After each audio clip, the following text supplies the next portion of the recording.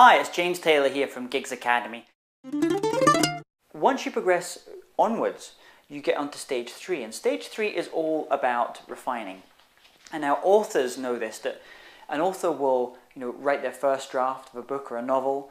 That's really just for them. That's really just more for them just to kind of get some of their initial ideas out there. The second stage is they start doing an editing, their first editing. And that's really still kind of mostly internal, maybe showing a couple of people it as well. But this third stage is when they're really refining their product, really refining. In your case, you're going to be wanting to refine your sound, refine your songs, refine your live shows.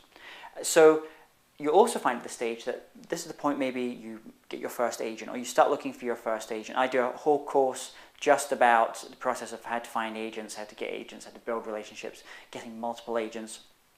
And you may also be getting a manager at this point as well. And I also do a whole module in one of my courses on the process of getting managers and the difference between agents and managers, and when you might want one over the other, when you kind of bring them both into the party.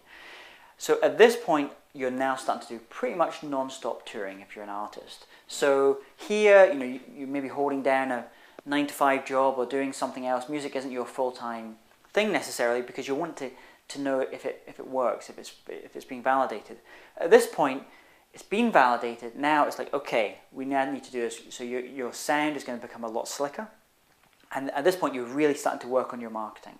You're really starting to look at how to make your marketing as refined as your sound and as your live shows. The way you know that you're at this stage and you're kind of you're doing it well is because you start to see viral growth. You start to see a lot of word of mouth about you or your music or your albums or your live shows. That's one of the first indicators that we look for. And it's an indicator why you get agents as well, is because they start to see this growth happening in the market at the same time. It's also a good point when you start looking at new markets. So let's say if you're based in Germany, you start doing some touring in the UK, or if you're based on the east coast of the US, you start doing some shows in Canada or in California. You start to open up new markets. Also at this point, this is normally when a band or an artist will do their first album.